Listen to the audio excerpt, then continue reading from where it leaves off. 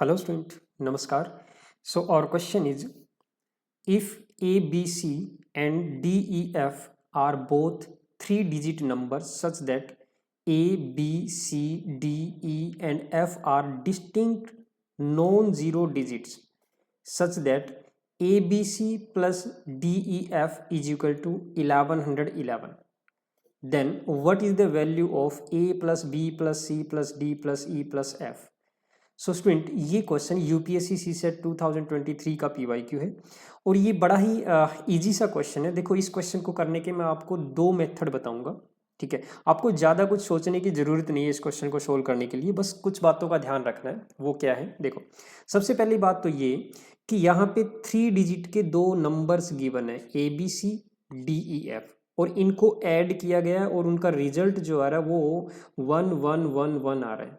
Okay, अब ये जो 3 डिजिट के नंबर्स हैं ABC एंड DEF, इनके जो डिजिट्स हैं ABCDE एंड F, ये जो डिजिट्स हैं ये क्या है, एक तो ये डिस्टिंक्ट है यानी कि सभी डिफरेंट है, अलग अलग है, सेम डिजिट नहीं है कोई भी।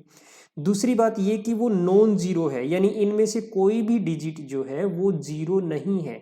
राइट, चलिए अब इसको ऐड करके देखते हैं। देखो, 3 डिजिट का नंबर एक है आपका ABC, दूसरा नंबर है DEF। ठीक है, अब जब हम इनको ऐड करते हैं, जैसे ये 3 डिजिट के दो नंबर हैं, इनको जब हम ऐड करते हैं तो कैसे ऐड करते हैं? देखो, सिंपल सा बेसिक सा मेथड आपको पता ही है कि हम सबसे पहले यूनिट डिजिट को ऐड करते हैं, जैसे C प्लस F, B फिर 10 डिजिट को ऐड करेंगे, फिर 100 डिजिट को ऐड करेंगे, इस तरह से हमें रिजल्ट मिलेगा।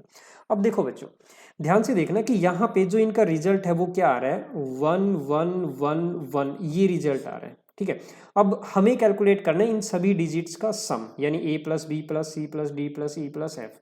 तो आप देखो, ध्यान से देखना, ये सभी डिजिट एक तो डिस्टिंक्ट है, दूसरा नॉन जीरो। तो सबसे पहले ये देखिए, जैसे कि हम C और F को ऐड करेंगे, C प्लस F करेंगे तो C प्लस F क्या होना चाहिए?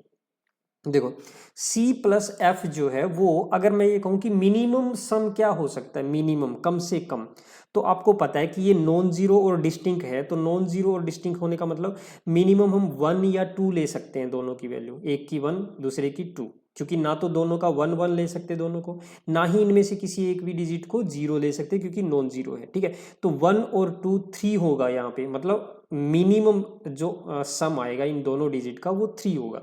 मैक्सिमम क्या हो सकता है, मैक्सिमम क्या हो सकता है, देखो 9 या 8 ले सकते हैं, जो मैक्सिमम डिजिट्स है 9 या 8, तो 9 और 8 का जो सम होगा वो मैक्सिमम 17, यानी कि यहाँ पे 7 हो सकता है। तो अब इसी के बीच में देखना कि हमें, देखो 3 से लेकर 17 के बीच में वो कौन सा सम है जो यहाँ पे यूनिट डिजिट 1 दे सके। तो इनके बीच में सिर्फ 11 ही तो है, यानी कि जब इन दोनों डिजिट का सम 11 बनेगा तभी तो यहाँ पे 1 आएगा।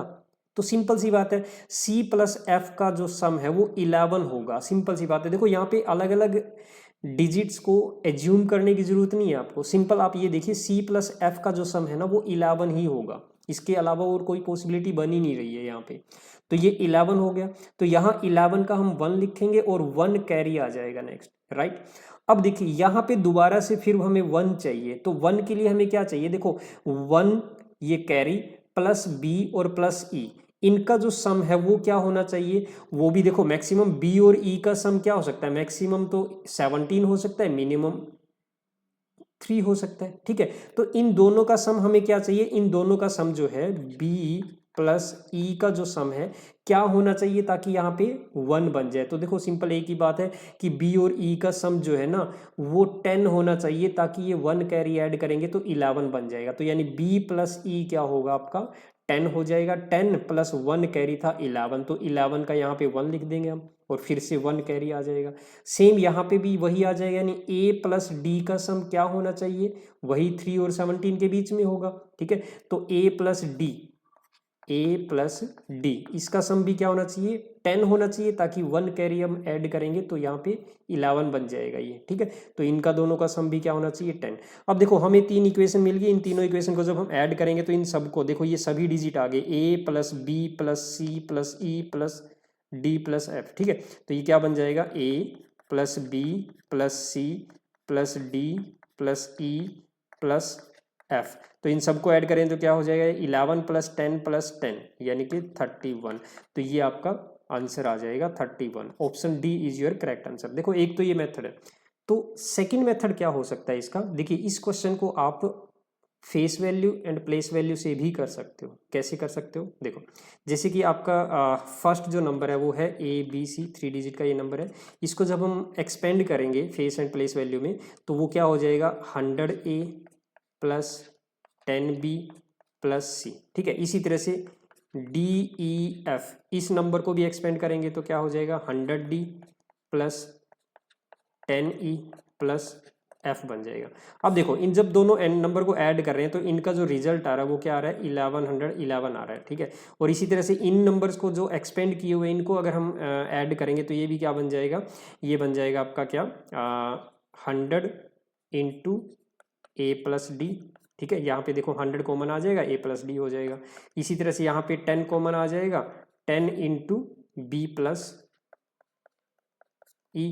इसी तरह से आगे क्या हो जाएगा, ये आ जाएगा आपका C + F। राइट, अब जैसे कि इस नंबर को भी अगर हम एक्सपेंड करें 1 1 1 1, इसको नंबर को एक्सपेंड करेंगे तो क्या बन जाएगा, ये बन जाएगा आपका 100 × 10, 100 × 10 1000 हो गया। ठीक है, उसके बाद 10 × 10, ठीक है, और +11, इस तरह से एक्सपेंड कर सकते हैं हम इसको। ठीक है, तो ये बन जाएगा 10 × 10 +11 हो जाएगा। ठीक है, तो ये क्या बन जाएगा, देखो 1000 100 और 11, तो 1111 हो गया। तो अब इसको है ना हम इनसे कंपेयर कर सकते हैं, जैसे ये तीनों टर्म से कंपेयर कर सकते हैं।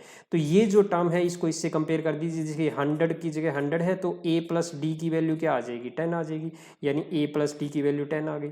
ठीक है, इसी तरह से यहाँ पे देखिए 10 × 10 है ये, तो 10 ये हो गया, और ये B + E की वैल्यू क्या आ जाएगी, 10 आ जाएगी, B + E की वैल्यू 10 आ गई। और फिर बाद में क्या बचा आपका C + F, ये आपका 11 बच गया, C + F 11 बन गया।